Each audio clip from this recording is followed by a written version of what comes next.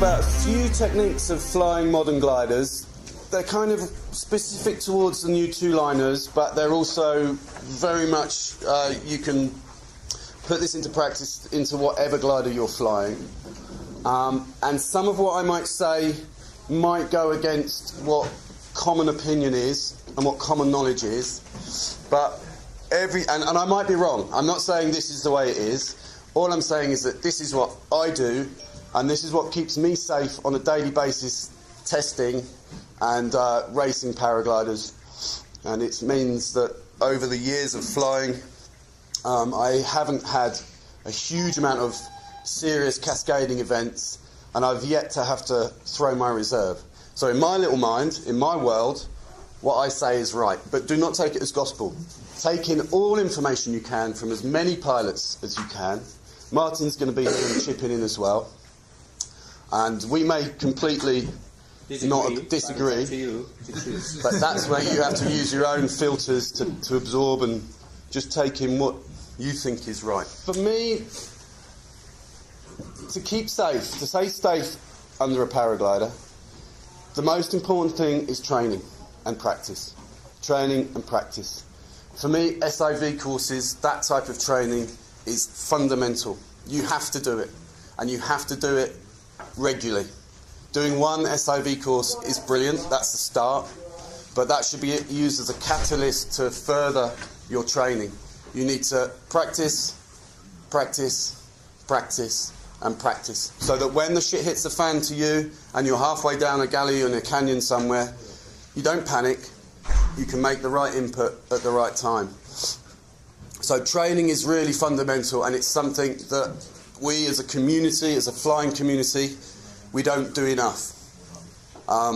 We tend to just say, okay, SIV, yep, I've done it, I've done a full stall, I've done a collapse and so on, that's it, don't need to do it again.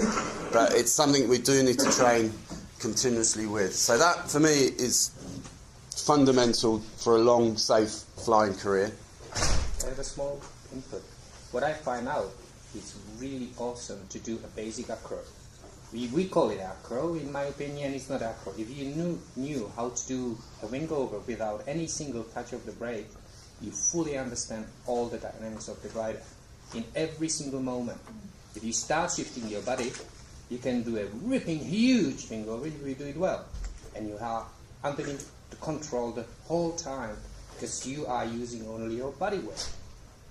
These days, everybody just jumps on the brakes, do 1, 2, 3 huge ripping wing overs, and then they are in a huge trouble because they have no clue what the dynamics are.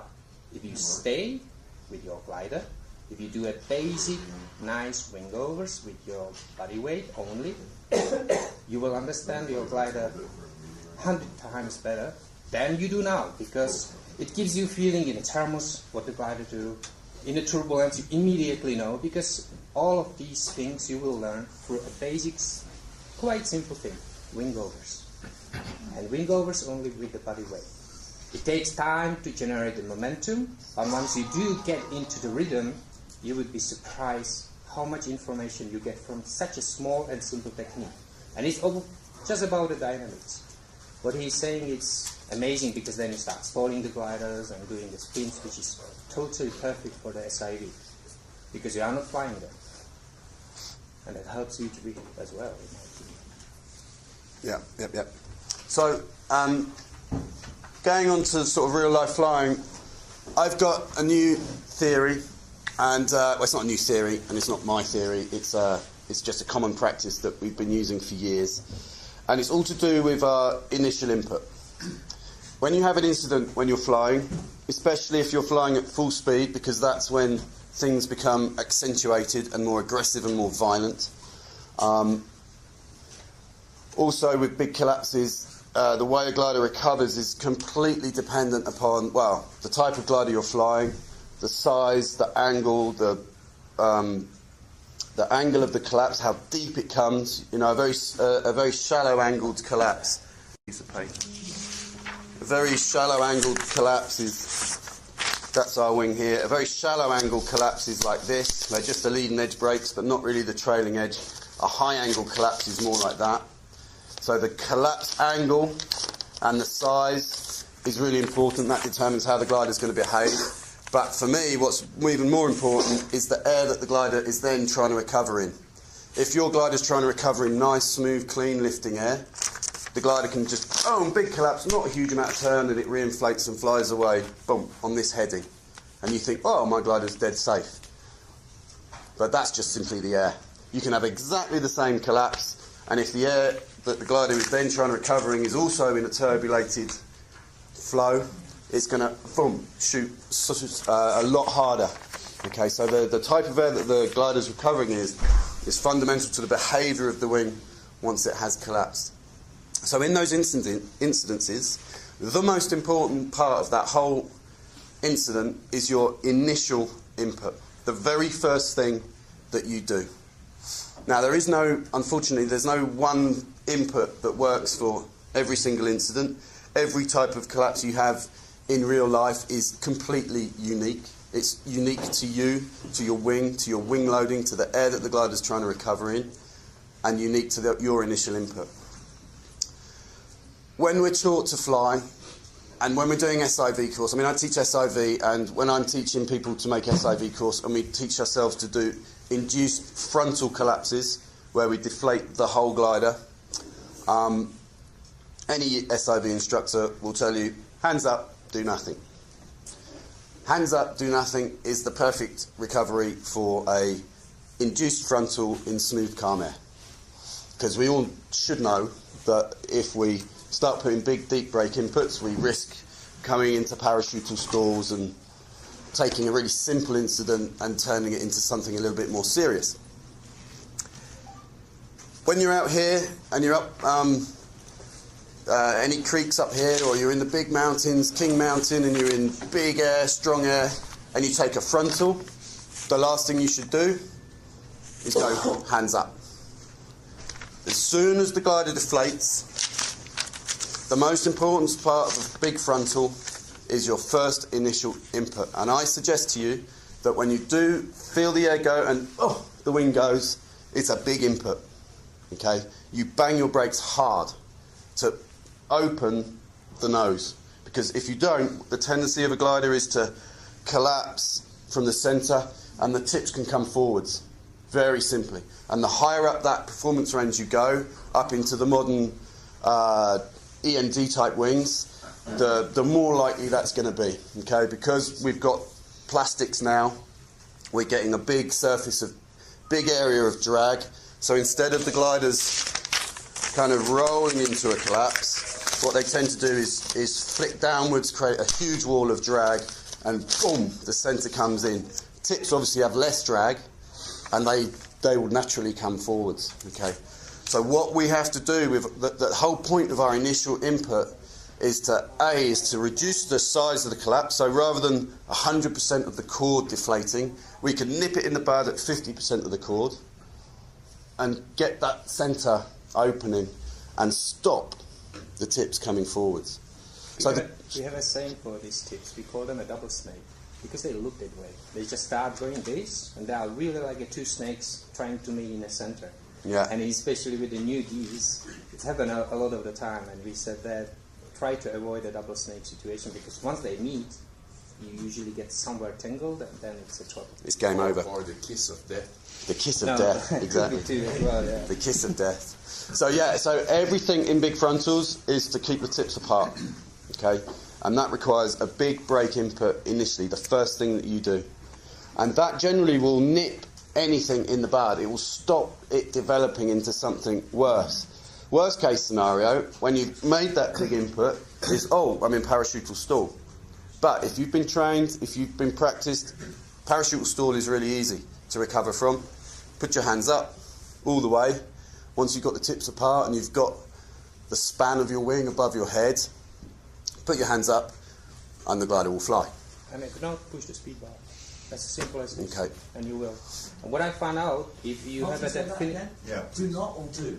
Always push the speed bar if it's not flying, because that's the easiest thing for you to recover into a normal flight. If you are dropping at the variables doing do, just push the speed bar and really it flies away. Most gliders, if you've got your gliders in correct trim though, it will fly by itself. it will fly within 3 seconds of yourself, of putting your hands up. And what I find out about the initial input is just as quick as you can, just really touch the brakes and don't do this, like stay with the hands. No, it's better just bury it, just get into the farthest position you get and get them into a normal flying, like really good, and then just see what's going on. All right, it's already maybe clean up, maybe not, but you get that first initial pump because something is trying to hit you at front, and you hit it in the same amount of energy on the behind, and that behind basically helps to open it hugely. And then you can figure it out with the whole glide, the side of it, what's basically happening, rather than just keeping it buried. Then we can get it into a little trouble. Just pump it and get it out. Sometimes it may require 2 pumps as well. Yeah. We've, in testing with the Enzos and the R11s and the like, full speed frontals, the glider was banging in hard, just going into a small bundle, and you bang the brakes and nothing happens. You bang the brakes again, nothing happens. You bang it again hard and boom, it opens. There was a couple of instances with very good pilots last year where they took a frontal. And I'm talking about people like Alex Hoffer, when they crashed, they took a frontal, a little bit of brake, and then hands up with the glider bundled. And if you go hands up, if you go passive in those situations, nothing's going to happen. You have to bang the brakes, okay? This is more specific information for the high performance wings, the Ice Peak 6s and the Enzos and the like, but it can happen on any glider. So initial input is really, really important on big frontals. If you miss that first opportunity to pop it, and then you go into horseshoe at that point, are you just going? No, you bang it again. You bang the brakes again, because if it goes there, you just want to get the tips apart as quickly as you can. The longer the tips linger together, the more chance they've got to go in. If I'm flying on bar with hands on the C's, do I start that motion with the C's? You can do. No, you can. You can do it on the C's, and but generally, if you can do it on the C's, if it's just going to kind of a small frontal and the nose starts to break, then a C input is good. But if it just completely turns upside down, then the brakes is the better option. So it does depend on the size and the violence of that collapse. A quick jab on the B's does the same job as releasing the B's, coming off your brakes and back up again. So B control is quite useful. And whether your glider's got, even for the 3-line gliders, the 3-riser gliders, again, when you're using the bar, you've got all that feel and control on your C's. So I recommend, I've been doing it for years, and lots of people have been doing it for years, on riser control, is really using our risers. Okay, it may need a slight adjustment for you because it's a bit strange at first, but when you're using your speed bar, which we have to do these days on modern wings, there's no point in having all this performance that we're making and you're not using it by not using your bar in heavy sink or headwind crossings and the like. So using your bar and getting used to using your bar is fundamental to improving yourself as a pilot, to making yourself more efficient when you fly. And quite surprisingly safer as well, because you get a bigger range of the speed to work with the throttles. Yeah. When you are hitting the wall of the rising air, your speed bar is really tough and really strong, so push it even more, so you get through that wall. When you are getting into a huge sink and the whole glider starts deflating, you just release the speed bar, and that thing just helps you not to even have a collapse in any trouble. Because the speed bar, when you are on it, tells you what's happening on the front of the glider. And you feel it with your leg quite easily. And you release it, you get 10, 15 kilometers to spare before any troubles happen. And then you got the full range of the brake. So to use the speed bar is actually the safer option than any of you can imagine, especially when you fly through turbulence. Because the turbulence, through the speed bar, you will have the trouble knowledge before it even happens. It's about gaining as much information as you can. And the 3 ways you can do it are with your feet on the speed bar, feeling the pressure of the nose on the bar. You can take the rear risers, you can feel the air. If the air goes totally smooth, you can release all the pressure, that's no problem.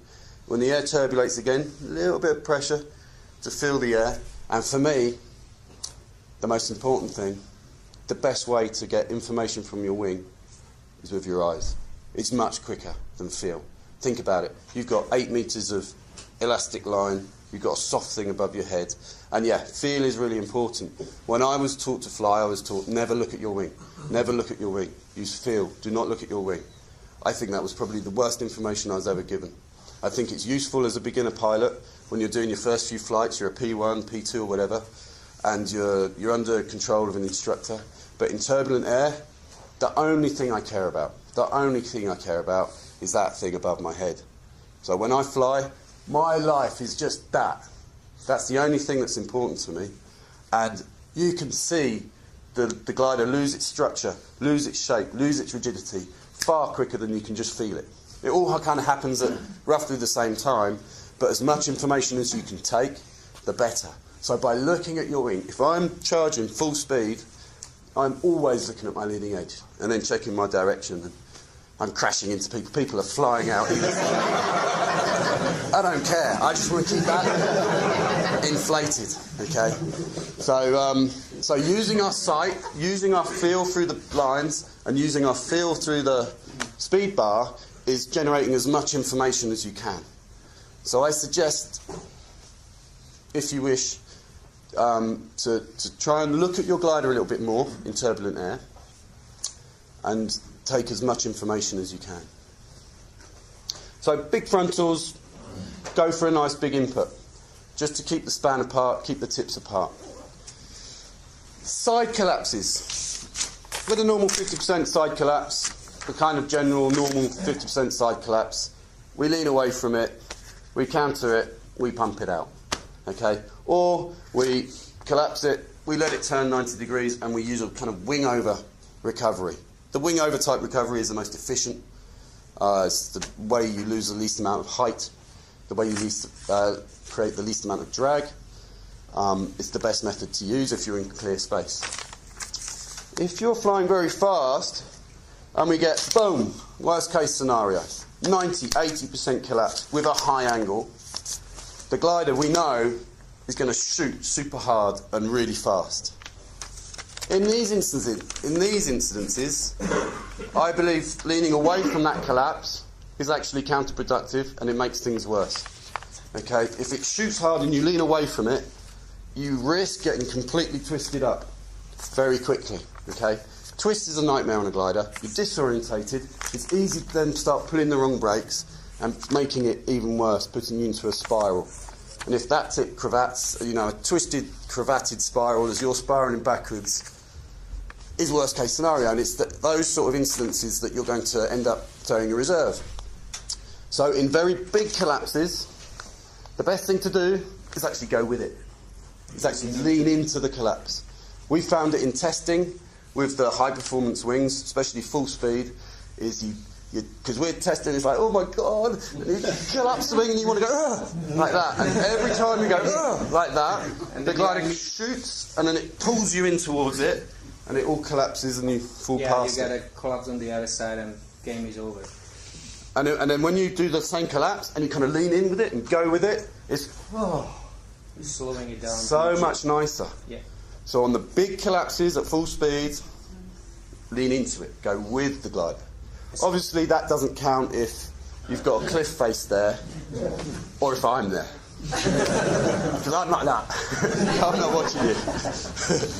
But if there is open space, guys, this is one of the strangest things I ever find out. The bigger the collapse, the faster your body throw on the collapse side, the nicer it turns out. The more you are fighting in, the real trouble starts. It's strange, but it's honestly, when I did the 2 lines collapses now, I barely pay because I thought, alright, I lean the other way. No way. It's a trouble. Yeah. What are you doing with the brakes? It's just a sort of small amount of brake, probably this amount of brake, until you get a bit more of the span, and then you can go on from there. If I jump into it and I bury the arm at the same time, you never do wrong, because the glider is not there anyway. Your hand is just basically pedaling the air. But when you start gaining any energy or anything, the brake will help to open it. Definitely. But you need to have a space, you need to have area around you, because you're obviously going to end up with 360 at least, or sometimes even 2 or 3 turns. and it's never perfectly recovered. There's always one possibility of small wingtip or anything, but it's the best to gain the energy, to get the energy, and to try to reopen the glider as fast as possible. So the leaning into it and bury the brake in the same time never did me any wrong. It always helped me out. So how quickly does it wind up if it doesn't open immediately? In a spiral, Yeah, like it's it usually won't get that bad, because once you start building the energy, you are leaning into a club side. The inner energy, the inner pressure of the glider start opening the glider by itself, unless there is a cravat. Right. Which, if there is a cravat, leaning into that side helps you twice, because if you are comfortable with a set, if you ever do the set, that's one of the safest and quickest ways to get out the cravats. That's what I find out. If you have a cravated right side, you do the set on the right side, and you just jump it, gain the energy, and suddenly you are in a set with a perfectly open glider. All what you got to do is just go and you fly away. Personally, I would, in a real anger, if you get a big collapse like that and you get the tip cravat, then my personal opinion is that you stop the counter rotation. You don't let it develop past the first 360. As soon as you feel it going away from you, and it's like, no, that's not what I want, you stop it. And if it's not stopping, you stop it more. And you're looking at the wing, and if it starts to peel, then you come off, and you just have to reduce your likelihood of getting the glider in a spiral. By which time, normally, the beautiful thing about these modern gliders is that they do cravat, the tips do cravat, but generally when you get a big cravat, they work themselves out to a small tip cravat. I haven't had, in many years, a cravat that's big and stays big. They all tend to work themselves out to a small tip cravat, which can still create a lot of drag and spiral you into the ground, but they're not so much drag that you can't stop the rotation. You should never let it go more than 1 360 in a rotation that you don't want it to be in. You can always stop it.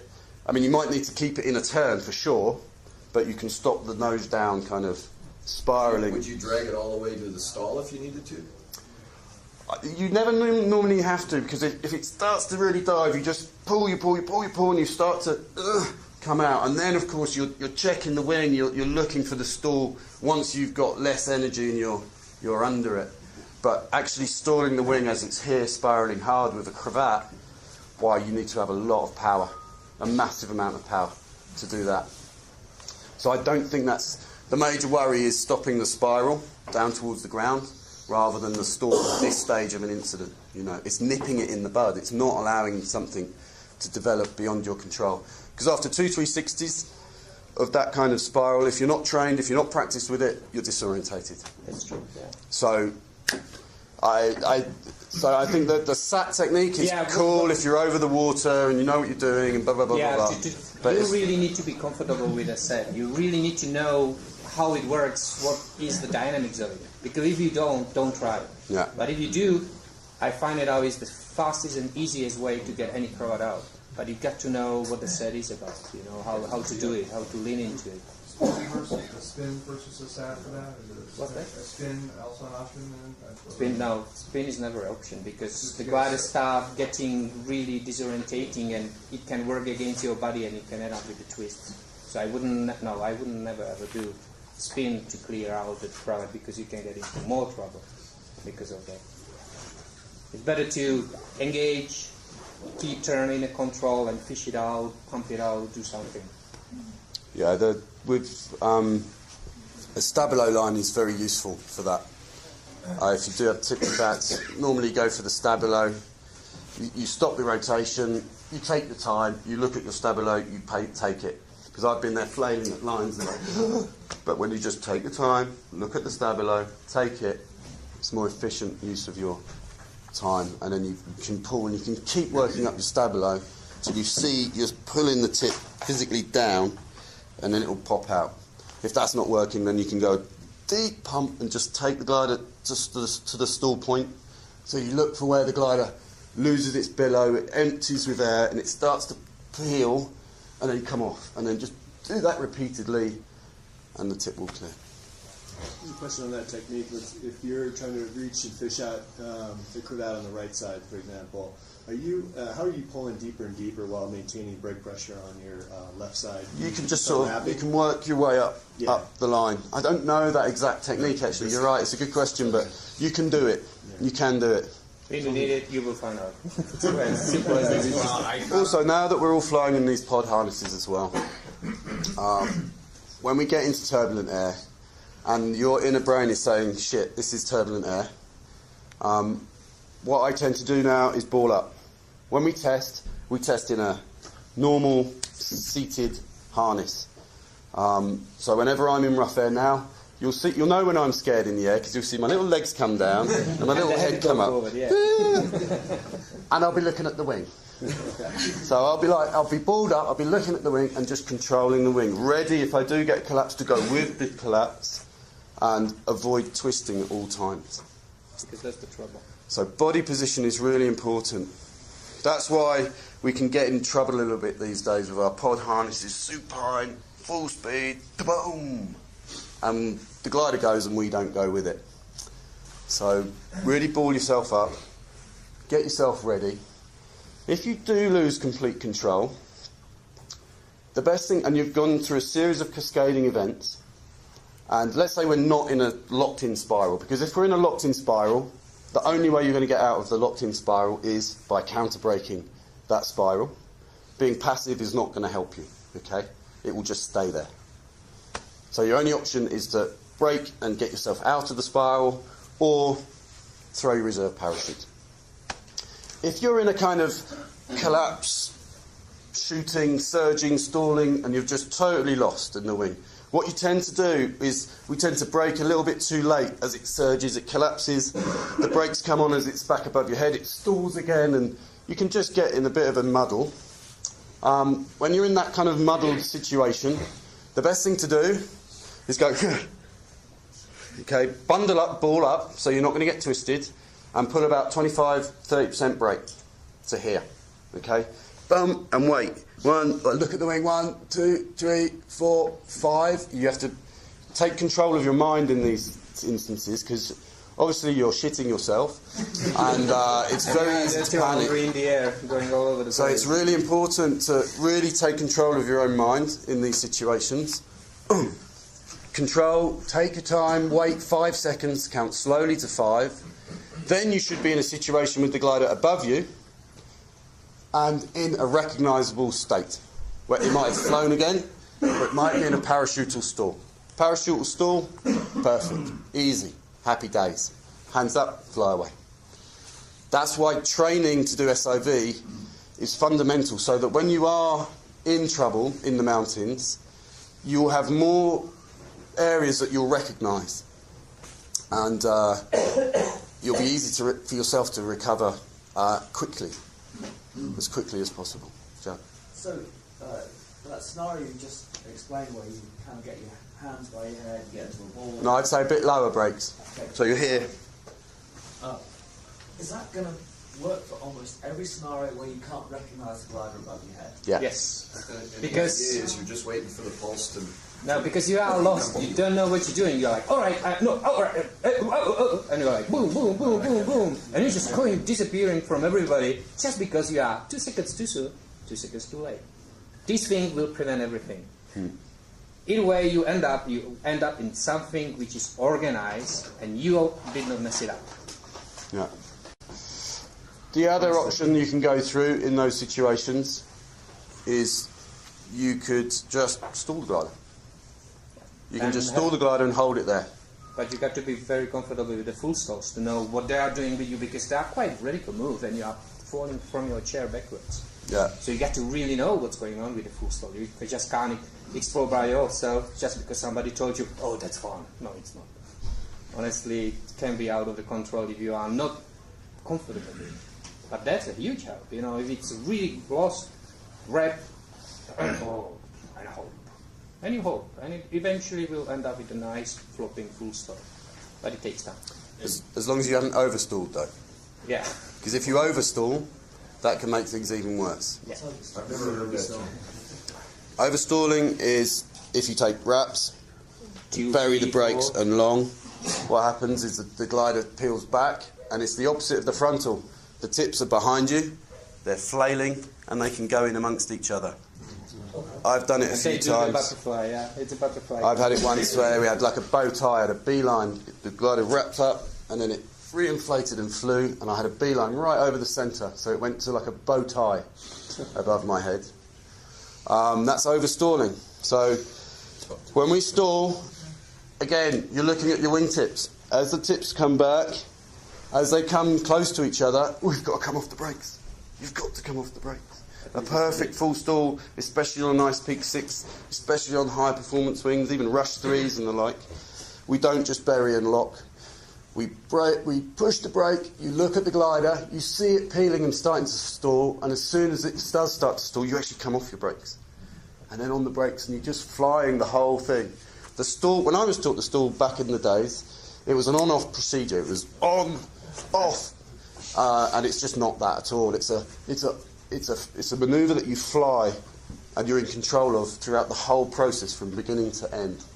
Doing stalls and being competent at stalls took me a year of testing and doing it every day.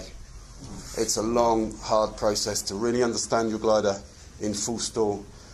And I guess the only pilots that really get to that level are serious acro pilots or test pilots. I want to say, get the paid best to way do it. to learn the full stalls is to learn a helicopter. Once you know how to do the helicopter, you are very confident with any full stall or any stalls you are getting yourself into. But to learn a helicopter is a long road. That's even longer. Yeah. It's a very long road. But once you know it, you are very comfortable in no flying situation, any non-flying situation. How to handle twists? Twists. I have a special. Can I say I have a many twists in my life just because I fuck up helicopters especially. The best way when you start twisting, when it's all over, you're like, oh my god, it's to get both hands in the same lock position with at least a little bit of brakes, at least here. Because the worst thing can happen to you that one side flies, the other not, and you are twisting and the thing just starts. If you put your hands together, the gliders basically get locked, because the trouble with the twist, as all of us know, is that you lock yourself in it. You know, the brakes, everything is gone. You can't control the glider. And the best way not to control the glider is so he doesn't fly. So before you start really twisting way too much, and you can still move your hands, move them into the position like here. So you are in a kind of deep stall, but not really. And if you are going backwards in a strange configuration, the glider is not really flying forward, or one side is flying more than the other, you can eventually start untwisting yourself, because you are not having any energy building through the one side flying more than the other. So if you are getting yourself twisted and locked, put hands like here, stop when it gets twisted, you know, you are twisted 4, 5, 6 turns, doesn't matter, and then you start working yourself. You know, I call it a running, because you kind of really turn yourself. So you run with the legs, you kind of shake somehow, and eventually you start untwisting. And that small breaks help you hugely, because the glider never flies forward. Or if it flies in a very slow configuration, and if it doesn't fly, it flies backwards in a very strange deep stall, but it never have that inertia of jumping into a spiral, which is the biggest trouble, what I find out. So before you lock yourself in a twist, hands around here. I say 50%, probably 40-50%. And once you're locked? Once you lock, as I said, you're flying either way back or forward, you stop twisting, you start shaking the legs. I usually really start running with the legs a lot to get something out, because you have nothing to hold. So I run, shake a little bit, and eventually the body started twisting by itself. Eventually, it takes a little time and nerves. Pulling the risers apart? Nothing.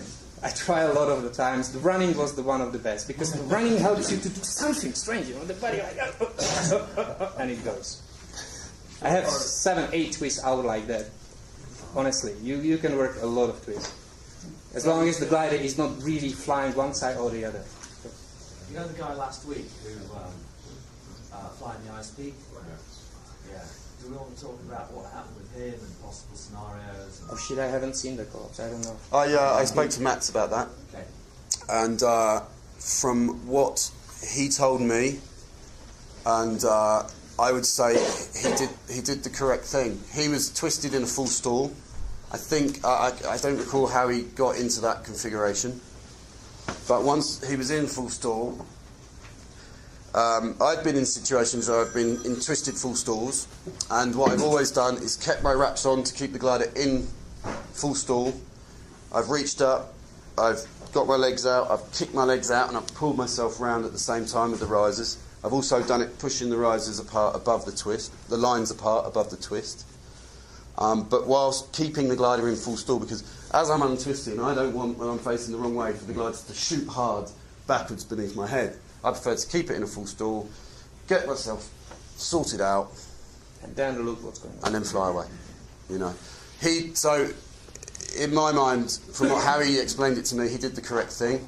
Obviously, recovering facing the hill with 5 foot to spare was possibly a bit Pushing it. a bit, but no, I think he did the correct thing. Are you walking the full stall while reaching above it? By taking wraps, so that it's still wrapped in my hands. So do you promote that we practice full stalls? Do you think it's a good idea that we learn to do full SIV stalls? for sure.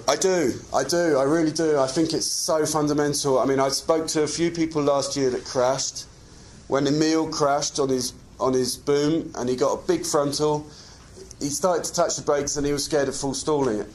You know, he was so scared of doing a full stall in anger, in action above trees, that actually he just took the crash instead of being, okay, full stall, bump, build my span, fly away. You know, so yes, I advocate that you practice full stalls, but you have to do it in a safe environment, yeah. with a boat, with an instructor, da-da-da-da-da. I learnt over the ground on my own, but I can't advocate that, Nate. Who knows me knows that I did the same, and that's not good way. I hear varied opinions about what we should be practicing our SIV on. If we should be practicing on our ice peaks and Enzos, or if we should practice on, DHV2s over the water. Do you have an opinion on that? I do have an opinion on that, yes. When we start as test pilots, we don't jump on Enzos and start messing around on those things. I did. We start on lower rated wings.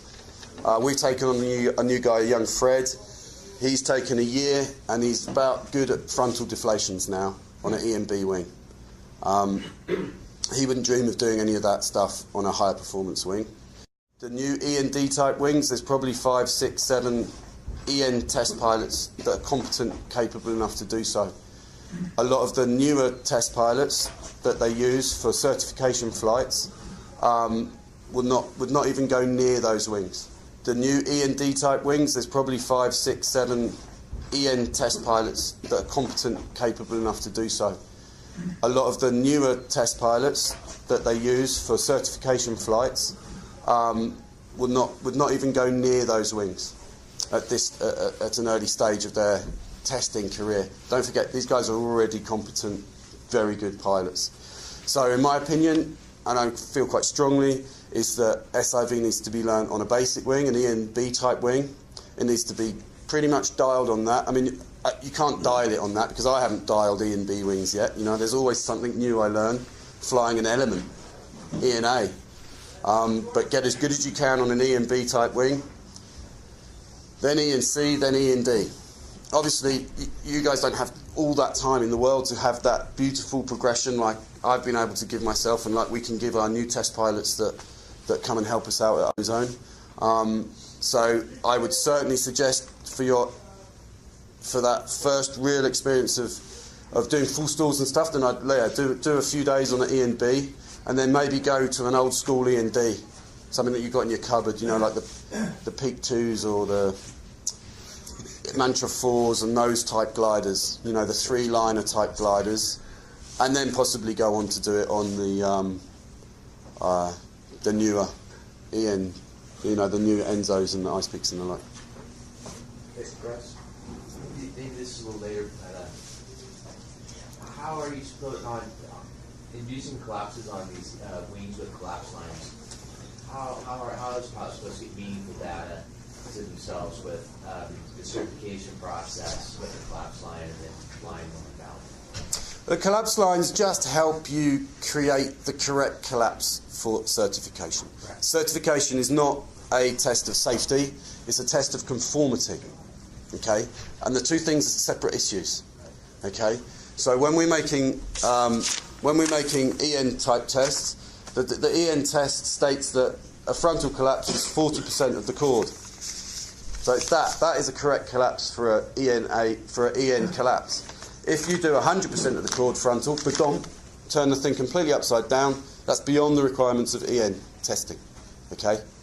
Likewise, the side collapse is 75% of the leading edge with a 45-degree collapse line, collapse angle, so that you have 50% of the trailing edge. That is the EN collapse. It's not that. Okay? So EN testing is to test conformity. It's not to test safety. Do not confuse the two. These two things, yeah. Okay. There's a huge difference. And that's why there are the collapse line, because, for example, with the two-liners, the A line is way too back, from the leading edge. It means that you do it too small, or you always do it too big. You can't do a between way. That's why there was an invention of the collapse line, because in that moment, you can do what you're supposed to do. Without it, it's either way too much. What happens when you have your A-lines very far back, for example, especially accentuated when you do a full-speed collapse, is you start to pull the collapse and there's a load of weight there, and as you pull the collapse, what you're doing, you're accelerating the glider. So the glider goes, and then boom, it collapses. So the collapse angle comes in really deep, really high angle, and it's not part of the test.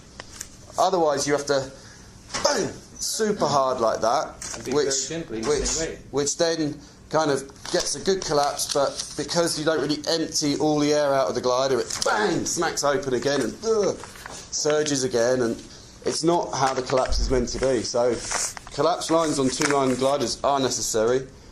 You can practice collapses without them, but if you do it enough all day, every day, you will end up in the water. You will end up throwing your reserve. That I can guarantee.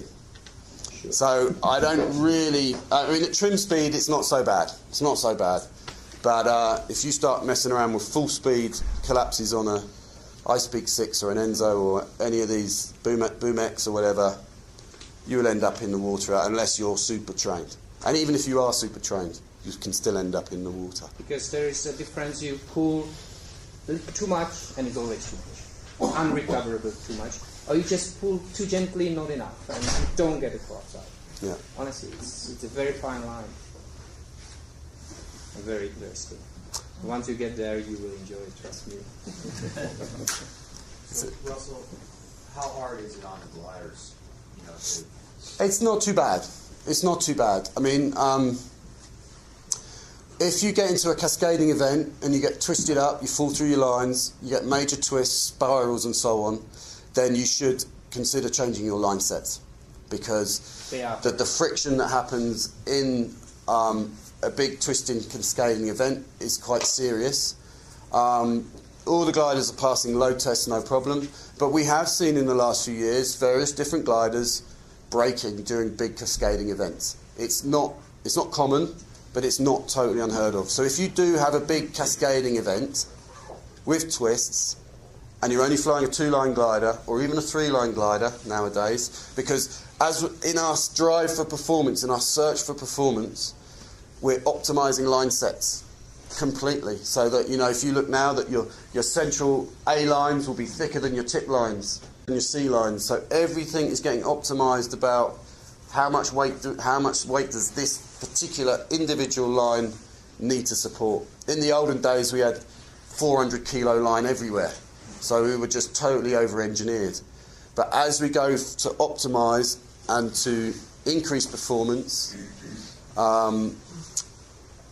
we also compromise our own safety slightly, and it also means that checking our lines, I mean, I write the manuals, and I write in the manuals, we check the lines, we check the lines, we check the lines, we check the lines. And how many people check their lines? Roy? Never. No one checks their lines. You just presume it's going to be okay. Can you imagine just... Absolutely amazing.